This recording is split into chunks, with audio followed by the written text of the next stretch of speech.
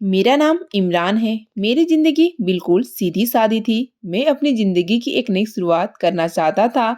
घर में अकेला रहता था, माँ-बाप इस दुनिया में नहीं थे। माँ-बाप का इकलौता बेटा था, इसलिए घर मेरे नाम हो गया। ना कोई झगड़ा, ना कोई फसाद। एक दिन इसी तरह बस में सफ़र कर रहा था, जब मेरे साथ वाली सीट पर एक औरत आकर बैठ गई। मैं उसे औरत इसलिए कह रहा हूँ, क्योंकि मुझे प्रेग्नेंट लग रही थी। जबकि उसकी उम्र काफ़ी कम मालूम होती थी। थोड़ी देर के बाद उसने रोना शुरू कर दिया। पहले तो वह धीरे-धीरे रो रही थी, अपने आंसू गिरने से पहले ही साफ कर देती थी। पर थोड़ी देर के बाद उसने बहुत बुरी तरह रोना शुरू कर दिया। आसपास के लोग भी देखने लगे। एक आदमी ने तो मुझे पलटकर कहा कि तुम्हारी बीवी रो रही है और तुम पास चुपचाप बैठे हो, ख्याल करो इसका। मैं कहने लगा कि वो मेरी बीवी नहीं है। तो उस औरत ने मेरे हाथ पर हाथ रखा। मैं चौंक गया, जैसे उसने कहा कि मैं कुछ ना बोलूं। थोड़ी देर के बाद बस में से कुछ लोग उतर गए, तो बस खाली खाली हो गई। फिर मैंने उससे पूछ लिया, आप क्यों रो रही हैं? उसने कहा कि मैं बहुत बड़ी मुश्किल में हूँ, मेरे साथ बहुत बुरा हुआ है। मेरे दिल में रहम आ गया। मर्द की एक फितरत है कि जब वो किसी औरत को रोते हुए देखता है, चाहे वो औरत कोई भी हो, तो उसके दिल में अचानक से दया आ जाता है और उसको चुप करवाने के लिए और उसका मसला हल करने के लिए कुछ भी करने को तैयार हो जाता है। चाहे वो औरत उसकी माँ हो, बहन हो, बीवी हो, महबूबा हो या कोई राह चलती औरत ही क्यों ना हो, मर्द के दिल में यह बात ज़रूर आती कि अगर मैं इसकी मदद कर सकूँ तो बहुत अच्छा होगा। इसलिए मैं भी उससे पूछ बैठा था। उसने कहा कि मैं प्रेग्नेंट हूँ, मेरे यहाँ जल्दी औलाद होने वाली है। डॉक्टर के पास गई थी। मेरा पति यह जानना चाहता था कि मेरे यहाँ बेटी होने वाली है या बेटा, लेकिन मुझे लेडी डॉक्टर ने बताया कि मैं एक बेटी की माँ बनने वाली हूँ, इसलिए मुझे मेरे पति ने तलाक दे दी। यह सुनकर मैं हैरान रह गया। मैंने कहा कि क्या मतलब? सिर्फ इस बात पर कि आपके यहाँ बेटी होने वाली है, वो आपको तलाक दे देगा? उसने कहा कि हाँ, अभी तो मैं प्रेग्नेंट हूँ, मुझ पर तलाक होती नहीं, लेकिन उसने कहा है कि वो मेरे नाम तलाक लिखकर जमा करवा चुका है और एक कॉपी मुझे भी भेज दी है, यानी कि मुझे तलाक हो गई है। उसने कानूनी तौर पर मुझे तलाक दे ही दी है। यह बात बोलते हुए वो भी बुरी तरह रो रही थी। उसने कहा कि मेरे आगे पीछे कोई भी नहीं है, मैं बिल्कुल अकेली हूँ, माँ बनने वाली हूँ और पति ने मुझे तलाक दे दी। अब मैं कहाँ जाऊंगी, क्या करूंगी? कितनी अजीब सूरत हाल थी कि एक औरत जो पहले ही तकलीफ उठाकर बच्चा पैदा कर रही है, उसको अपने अंदर परवान चढ़ा रही है। उसे हजार तरह के मसले हैं, दर्द हैं, तकलीफ है और फिर उस पर ये जुल्म भी तोड़ दिया जाए कि उसकी गलती भी ना हो और उसे तलाक देकर बेसहारा भी कर दिया जाए।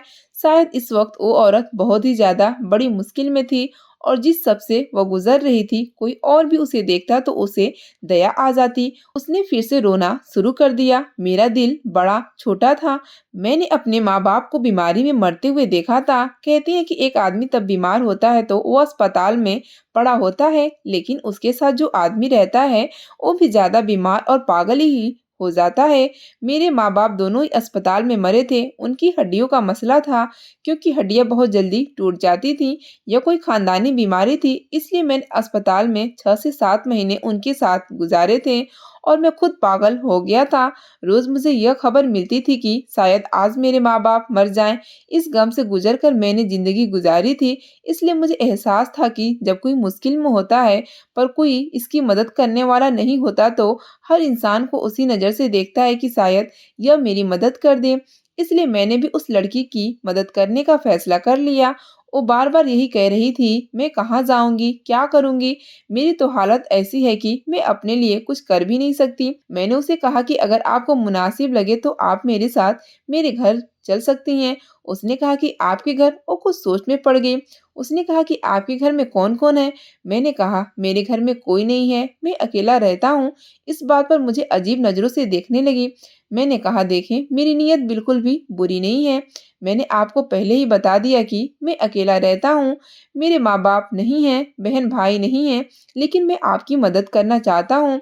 आपने खुद कहा कि आपके पास जाने के लिए कोई जगह नहीं। अगर आप यहाँ से कहीं भी जाएँगे, तो आपके साथ कुछ भी बुरा हो सकता है, लेकिन मैं आपसे वादा करता हूँ, आप पर कोई आँच नहीं आएगी। बाकी अगर आपको भरोसा किया है, तो मैं आपका भरोसा कभी नहीं छोड़ूँगा। आखिरी स्टॉप आने में 10 मिनट है। आप सोच लें, अगर आप मेरे साथ आना हो तो जब मैं उतरूँ तो आप भी मेरे स्टॉप पर उतर जाइएगा और मेरे पीछे-पीछे चल पड़िएगा। नहीं तो आपकी अपनी मंजिल और मेरी अपनी। मैं आपसे दोबारा कुछ कहूँगा भी नहीं और न ही आपको बार-बार फ़ोर्स करूँगा कि आप मेरे साथ आएँ। वो भी खामोश होकर बैठ गई और मैं भी बस आखिरी स्टॉप पर उतर गया। मेरा घर शहर से थोड़ी दूर था, यह समझ लें कि गाँव में ही था, लेकिन अब यहाँ पर भी थोड़ी बहुत तरक्की हो रही थी। मैं उठा तो वो भी मेरे साथ जाने के लिए नहीं उठी। मुझे लगा कि शायद वो मेरे साथ नहीं आना चाहती और ज़ाहिर है यह बात थी भी बड़ी अजीब-सी। ऐसे कोई अजनबी के साथ उसके घर जाने के लिए थोड़ी ना राज़ी हो जाता है और फिर अजनबी भी मुझ जैसा एक जवान लड़का हो, जो यह भी कह रहा है कि आप मेरे घर आकर रहें, लेकिन मेरे घर में कोई औरत भी नहीं है, पर मैं अकेला रहता हूँ। मैं जब बस से उतरा था, अचानक मुझे अपने पीछे किसी का वजूद महसूस हुआ। मैंने देखा वो मेरे पीछे-पीछे आ रही थी। इसका मतलब उसने फैसला कर लिया था। न जाने क्यों मेरे दिल को थोड़ी तसल्ली हो गई। वो जैसे कोई नेक काम करने से पहले होती है, बिल्कुल वही वाली। ऐसा लगा कि चलो मैं इसकी मदद कर रहा हूँ तो इसकी मुश्किल हल हो जाएगी। मैं उसे अपने साथ लिए घर गया। मैंने उसे कमरा वगैरह दिखा दिया। मेरे घर में 2 कमरे थे। मैंने उससे कहा कि इस कमरे के अंदर से कुंडी लगती है, आप बेशक अंदर से कुंडी लगाकर सो जाया करें। उसने कहा कि अगर इतना भी भरोसा न होता तो मैं यहाँ तक नहीं आती। भरोसा करने वाला गलत नहीं होता, भरोसा तोड़ने वाला होता है। अगर मेरे नसीब में बदनामी और मुश्किलें नहीं लिखी तो यह उम्मीद है कि मेरे साथ कुछ बुरा नहीं होगा। मैंने कहा कि ऐसा ही होगा। अब वो उसी घर में रहने लगी। मैं सुबह-सुबह काम पर गया, वापस आया तो मेरा घर पहले से साफ-सुथरा लग रहा था। ऐसा लगता था कि किसी औरत के हाथों से साफ किया गया हो, क्योंकि मर्द की सफाई और औरत की सफाई में बड़ा फ़र्क होता है। मैं भी हैरान हो गया। मैंने कहा कि यह क्या है? मैंने उसे कहा कि ये सब आपने किया? उसने कहा हाँ, घर थोड़ा गंदा लग रहा था, इसलिए मैंने साफ कर दिया। आपको बुरा तो नहीं लगा? मैंने कहा मुझे बुरा नहीं लगा, लेकिन आपकी हालत काम करने वाली नहीं है, आप आराम करती। मैं उसके लिए फल फ्रूट भी लेकर आया था। उसने कहा कि कोई बात नहीं, मैंने वैसे भी आराम से काम किया है, क्योंकि करने को कुछ नहीं था। मैंने उसे फल काट कर दिए, अब वो खाना भी बना दिया करती थी। ऐसा लगता था जैसे मेरी शादी हो गई हो और मेरे घर में एक औरत आ गई है। मोहल्लों वालों ने भी पूछ लिया कि ये कौन है, तो मैंने कहा कि यह मेरी बहन है। इसका पति विदेश में होता है, यह यहाँ पर रहने के लिए आई है। मैं तो उसे अपनी बहन ही समझा था। धीरे-धीरे दिन गुजरने लगे। उसका वक्त करीब आने लगा। वो बहुत बीमार रहने लगी और बहुत ज़्यादा परेशान भी और बहुत डरी सहमी रहती थी। एक दिन किचन में खड़े कुछ काम कर रही थी और मैं बाहर बैठा था। जब दरवाजे को किसी ने खटखटाया तो डर सी गई। कहने लगी कि कौन है? कौन है बाहर? इस टाइम तो कोई भी नहीं आता। आपका तो कोई रिश्तेदार भी नहीं आता। तो फिर कौन आया है? अंधेरा हो चुका था, शायद इसलिए वो घबरा गई। मैंने कहा कि मोहल्ले से कोई आया होगा, आप इतने परेशान क्यों हो रही हैं? उसने कहा कि नहीं नहीं, दरवाजा नहीं खोलो, पता नहीं कौन होगा। मैंने कहा कि आप डरे नहीं, आप जाएं अंदर कमरे में। अगर आपको ज्यादा डर लग रहा है तो आप वहां बैठ जाएं। मैंने दरवाजा खोला तो सामने साथ वाली आंटी थी। उन्होंने चावल वगैरह भेजे थे, पहले भी भेजती रहती थी। उनका कोई बेटा नहीं था। उनको पता था कि मैं अकेला रहता हूँ। कभी उनको डॉक्टर के पास ले जाना होता तो मैं ले जाता था, इसलिए वह भी अक्सर खाने पीने की चीजें भेज देती थी। मैंने उससे कहा कि मोहल्ले के लोग आए थे, आप इतना घबरा क्यों गई हैं? उसने कहा कि बस ऐसे ही। अब उसके दिन करीब आ गए थे। एक दिन रात को बहुत तेज बारिश हो रही थी, लाइट चली गई तो हम लोग बरामदे में आकर बैठ गए, क्योंकि बरामदे में ही लाइट थी। मैं इतना भी अमीर आदमी नहीं था कि मेरे घर में कोई सोलर सिस्टम होता। वो भी वहीं पर बैठी थी। जब उसने कहा कि अच्छा हुआ थोड़ा वक्त मिल गया, मुझे आपसे बड़ी जरूरी बात करनी है। बड़ी अजीब बात है, आप कहेंगे कि पता नहीं किस किस्म की औरत हूँ, लेकिन जहाँ आपने मेरी इतनी मदद की वहाँ थोड़ी और मदद कर दीजिएगा। मैंने कहा क्या मतलब? उसने कहा कि मेरी तबीयत बहुत खराब है। इंसान को पता चल जाता है कि उसके साथ कितना मसला है। मैं नहीं बचूंगी, मुझे लगता है कि मैं मर जाऊंगी। मैंने कहा कि ऐसी हालत में हर औरत को यही लगता है, लेकिन सबके साथ अच्छा मामला हो जाता है, आपके साथ भी हो जाएगा। उसने कहा कि नहीं, हमें हर तरह से सोचना चाहिए। अगर मुझे कुछ हो गया, मेरी जान चली गई तो आपको मेरा एक काम करना होगा और मुझसे वादा करना होगा कि आप वो काम करेंगे। मैंने कहा कि कैसा काम? उसने कहा कि अगर मेरी जान चली जाए तो मेरी बच्ची को भी मेरे साथ दफना देना। मैं यह बात सुनकर हैरान रह गया। मैंने कहा कि ये आप क्या कह रही हैं? उसने कहा कि हाँ, क्योंकि फिर तो उसकी ज़िंदगी से ज़्यादा आसान उसकी मौत ही हो जाएगी। बाप तो उसका पहले ही छोड़ चुका है, माँ मर जाएगी तो ये क्या करेगी? मैंने कहा कि जिनके माँ-बाप नहीं होते, वो भी पल जाते हैं। मेरा इशारा अपनी तरफ था। उसने कहा कि नहीं, आपको मुझसे वादा करना होगा। अगर मुझे कुछ हो गया तो आप इसे भी मेरे साथ ही दफना देंगे।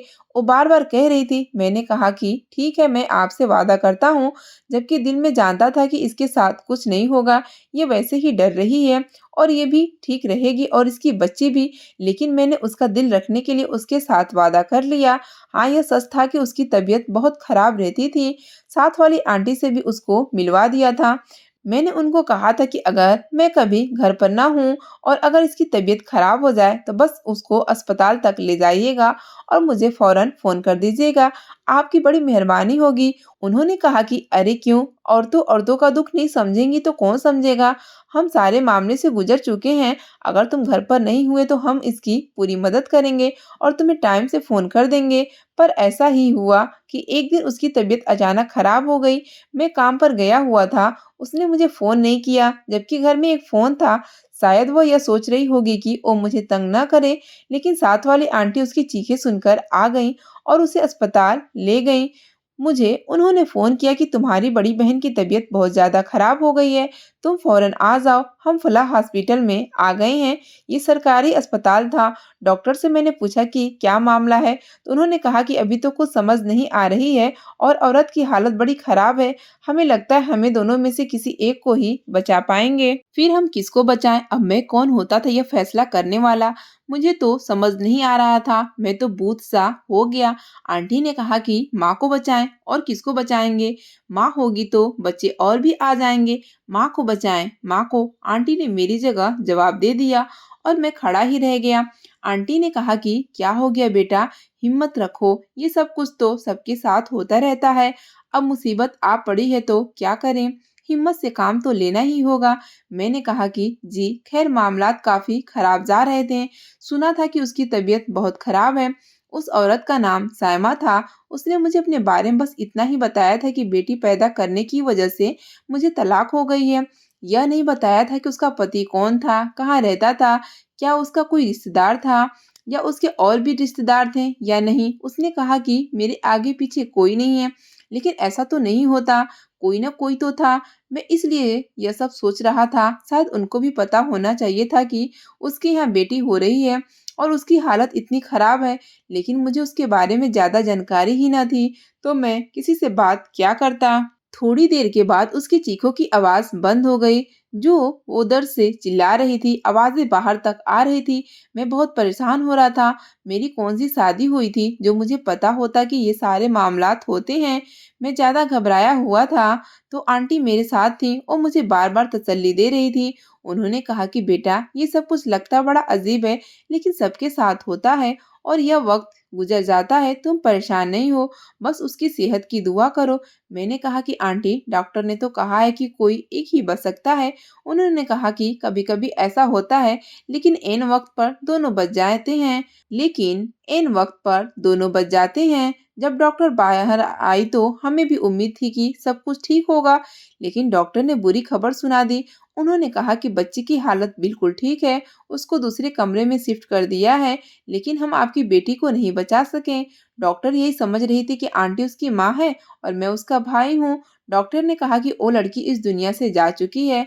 आपने कहा था कि उसको बचाया जाए, लेकिन उसकी हालत बहुत बुरी थी। यह खबर सुनकर आंटी बहुत दुखी हो गई और मैं हैरान हो गया। मेरी आंखों में आंसू तो ना आए, लेकिन मैं सोचने लगा कि ये सब क्या हो गया।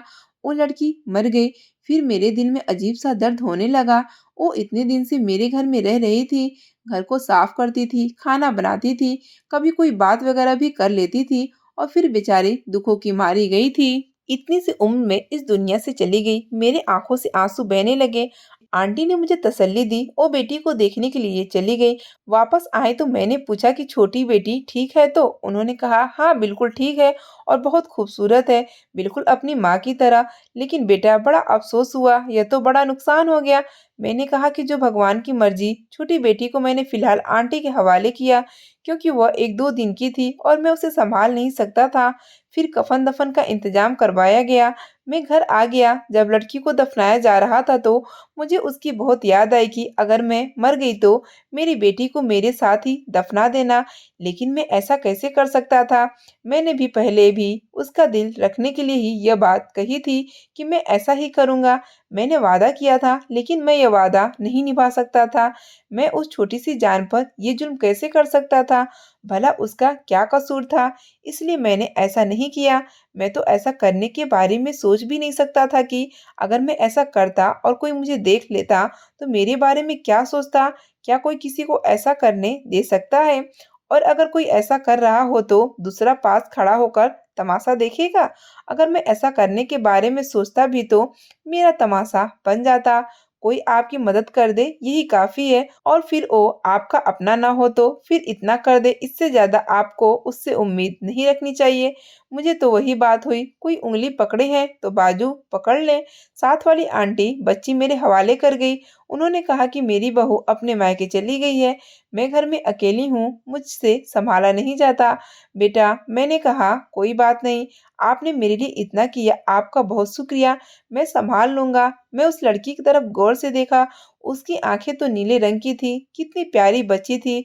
मैं बहुत बड़ा ज़ालिम होता अगर मैं उसकी माँ की कब्र में ही दफ़ना देता। शुक्र है कि मैंने ऐसा नहीं किया था। मैं अभी उसे गले लगाए बैठा था, वो रो रही थी। थोड़ी देर के बाद बहुत रोने लगी, खामोश नहीं हो रही थी। मैंने टीवी ऑन कर दिया। जब टीवी की आवाज़ गूंजी तो न जाने कैसे धीरे-धीरे सो गई। शायद इसे शोर में सोने की आदत थी। मैंने खबरें लगा ली और टीवी पर खबरें चलने लगी और सामने का मंजर देखकर तो मेरी कदमों तले से ज़मीन निकल गई। खबरों में बात ऐसी आ रही थी। मैंने आवाज़ थोड़ी ऊँची की। खबरों में सायमा का चेहरा दिखाया जा रहा था और बताया जा रहा था कि ये इस शहर के सबसे बड़े बिल्डर की बीवी है और घर से भाग गई है, प्रेग्नेंट है। जिसको भी मिले वो फौरन सूचना दे, उसे इनाम मिलेगा। लाखों का इनाम था। पर अगर हमें यह भी पता चला कि किसी ने उसको अगवा किया है तो अगवाकार को भी अपने अंजाम के लिए तैयार रहना होगा। मैं हैरान रह गया। का मतलब कि सायमा किसी आम आदमी की बीवी नहीं थी, वो घर से भागी थी, वो भी उसकी औलाद को अपनी कोख में लेकर। पर अब वो खुद इस दुनिया से जा चुकी थी और ये औलाद मेरे पास थी। शायद इसलिए उसने कहा था कि उसको भी दफना देना। उन लोगों को अगर किसी तरह भी मेरे बारे में पता चल जाता तो यही समझते कि उनकी बहू को मैंने ही जान से मारा है और बच्ची भी मेरे पास है। मैं तो बुरी तरह फंस गया। मैं उन लोग के बारे में जानता था। ये बहुत बड़े बिल्डर थे, बहुत गुंडागर्दी करते फिरते थे। पूरा शहर उनसे डरता था, जिसको चाहे उठा लेते। पर वो बंदा फिर मिलता भी नहीं था। मैंने इस बच्ची की तरफ देखा और सोचा कि मेरी नेकी की इतनी बड़ी सजा मिल गई, अब मैं क्या करूं? इसको कहाँ लेकर जाऊं? यह खबर तो आंटी ने भी देखी होगी, वह सायमा को पहचान गई होंगी। कहीं वही फोन करके बता ना दे। इनाम के लालच में तो कोई कुछ भी कर सकता है। डॉक्टर ने भी सायमा को देखा था, अस्पताल के डॉक्टर ने भी, और फिर वो मर भी गई थी तो उसकी सूरत तो कोई भी भूला नहीं होगा। अभी दिन ही कितने हुए थे, बच्ची मेरी गोद में थी। मैं कभी ऊपर जाता, कभी नीचे आता, कभी कमरे में खुद को बंद कर लेता, कभी घर के दरवाजे चेक करता। अचानक से दरवाजे को किसी ने खटखटाया। मैं बुरी तरह से डर गया क्योंकि यह खटखटाहट नॉर्मल नहीं थी। ऐसा लगता था कि कोई पुलिस वाला दरवाजा पीट रहा था, जैसे कि पुलिस वाले दरवाजा बजाते हैं। या कोई बाहर का बंदा था, कोई ऐसा बंदा जो या तो बहुत जल्दी में था या फिर बहुत गुस्से में भी था। मैंने बच्ची को गले से लगा रखा था, मुझे दरवाजा खोलना ही पड़ा। मैंने दरवाजा खोलने में थोड़ी देर की तो बाहर से आवाज आई कि दरवाजा खोलो, नहीं तो हम दरवाजा तोड़ देंगे। बस मेरी मौत तो मेरे सर पर आ गई थी। अब मेरा क्या बनता? उन लोगों से तो पूरा शहर डरता था। इससे पहले कि वो दरवाजा तोड़ देते, मैंने दरवाजा खोल दिया। उन्होंने मुझे एक नज़र देखा। अपनी बेटी को देखते ही वो शख्स पहचान गया। मैं उसको जानता था, मैंने उसे शहर में देखा था। उसने मेरे हाथ से फौरन बेटी को लिया और उसे गले से लगाने लगा। उसकी आंखों में आंसू आ गए। मुझे उसके अंदर एक मजबूर बाप दिखाई दिया। जो अपनी औलाद से दूर था, उसकी तड़प मुझे महसूस हुई थी। उसने कहा कि साइमा कहाँ है? कहाँ है मेरी साइमा? क्या किया तुमने उसके साथ? उसने अपने आदमियों की तरफ इशारा किया। उन्होंने मुझे दबोच लिया और मैंने सोच लिया कि बस भलाई का तो ज़माना ही नहीं। मैंने कहा कि मैंने कुछ नहीं किया। उन्होंने घर की तलाशी ली तो उनको साइमा का सामान मिल गया। क्योंकि वो यहाँ पर रहती थी, उसके कपड़े, उसके जूते, उसकी कुछ चीज़ें जो उसे मैंने खुद लेकर दी थी। उन्होंने कहा कि ये तो उसका सूट है, यहाँ पर क्या कर रहा है? वो आदमी मेरी तरफ बढ़ा, कहाँ है मेरी बीवी? मैंने उसे सब कुछ बता दिया। वो आराम से सर पकड़े बैठ गया। मैंने कहा कि वो मुसीबत में थी। उसने कहा कि आपने उसे तलाक दे दी है। उसने कहा कि मैंने उसे तलाक नहीं दी थी। उसकी दिमागी मसला था। उसे लगता था कि मैं उसे और उसकी बेटी को नुकसान पहुंचाना चाहता हूं, इसलिए वह एक दिन घर से भाग गई। हमने उसे तलाश करने की बहुत कोशिश की, पर नहीं मिली। फिर तुम्हारे मोहल्ले से किसी ने कॉल की। वो तो तुम्हारी बहन है और अपने भाई के साथ है, लेकिन उसका तो कोई भाई नहीं था। क्या हुआ था उसको? मैंने सब कुछ बता दिया। मैंने कहा कि उसकी हालत बहुत खराब थी, डॉक्टर उसको बचा नहीं सके। मैंने हर तरह से उसकी मदद करने की कोशिश की थी। ये उसकी बेटी है। उसने कहा कि उसको भी मेरे साथ इसे भी कब्र में दफना देना। मैं भी सोचूं कि कोई नॉर्मल माँ अपनी औलाद के लिए ऐसा नहीं कह सकती। वो तो ये कहती है कि अगर मैं मर भी जाऊं तो मेरी औलाद को कुछ ना हो, मेरी उम्र भी मेरी औलाद को लग जाए। मुझे उसी टाइम समझ जाना चाहिए था कि शायद वह नॉर्मल नहीं थी, लेकिन उसके बारे में सोच ही नहीं सका, क्योंकि उसकी हरकतें, उसकी बातें मुझे नॉर्मल ही लगती थी। उसने कहा कि मुझे उसकी कब्र के पास ले चलो, मैं उसके लिए फातिया पढ़ना चाहता हूँ। मैंने उसे रास्ता बता दिया तो अपनी बेटी को अपने साथ ले गया। उसने मेरा शुक्रिया अदा किया और मुझे इनाम के तौर पर कुछ रकम दिलाने के बारे में अपने दोस्तों से बात करने लगा। मैंने कहा कि मुझे कुछ नहीं चाहिए। मैंने किसी लालच में आकर उसकी मदद नहीं की थी। मुझे वो औरत बहुत मजबूर और बेसहारा लगी थी, इसलिए मैं उसकी मदद कर रहा था। मुझे क्या पता था कि वह इस दुनिया से चली जाएगी। उसने कहा कि मैं अपनी बीवी से बहुत मोहब्बत करता था, लेकिन वह गरीब घर की बेटी थी। मेरे घर वालों ने उसे कबूल नहीं किया। उसे इतना टॉर्चर किया, इतना प्रेशर डाला कि वह बेचारी दिमागी मरीज हो गई। 10 साल तक हमारे यहाँ औलाद नहीं हुई। उसे बांस बे औलाद होने के ताने देते थे। फिर भगवान ने हम पर दया किया और हमारे यहाँ उम्मीद आ गई। मुझे पता था कि बेटी आने वाली है। सोचो, जो 10 साल से जो औलाद के लिए तरस रहा हो, क्या वो बेटा बेटी के चक्कर में पड़ेगा? वह तो बस यही कहेगा कि बेटा हो या बेटी, लेकिन मेरी औलाद हो। ये मेरी प्यारी बेटी है। इसकी आंखें कितनी खूबसूरत है। ये किसी परी की तरह मेरे पास आ गई है। वो अपनी बेटी को गले से लगाया, वहां से चला गया। मैंने उससे कुछ भी लेने से इनकार कर दिया, लेकिन उसने फिर अपने ऑफिस में मेरी नौकरी लगवा दी। अब मैं वहीं पर नौकरी करता हूँ। साइमा के लिए भी दिल दुखता है। पता नहीं उसके नसीबों में क्या लिखा था। उसको मारने वाले उसके ससुराल वाले थे, जिन्होंने उसे ताने दे देकर पागल कर दिया था। ऐसे भी लोग होते हैं इस दुनिया में। उसके पति उसकी कब्र को पक्का करवा चुका था। वह अक्सर वहां पर जाता था। कभी कभी मैं भी चला जाता हूँ। उसने अपनी बेटी का नाम आलिया रखा है। वो बहुत ही प्यारी बच्ची है। कभी कभी तो मैं भी उससे मिलता हूँ। ऑफिस भी आती है। अब तो वो पाँव पाँव चलने लगी है। उसकी देखभाल के लिए बहुत से लोगों को रखा गया है, लेकिन माँ की कमी तो कोई पूरी नहीं कर सकता। भगवान उसका नसीब अच्छा करे, मेरी तो यही दुआ है। कहानी अच्छी लगी तो वीडियो को लाइक करें और ऐसी अच्छी कहानियाँ सुनने के लिए चैनल को सब्सक्राइब करें।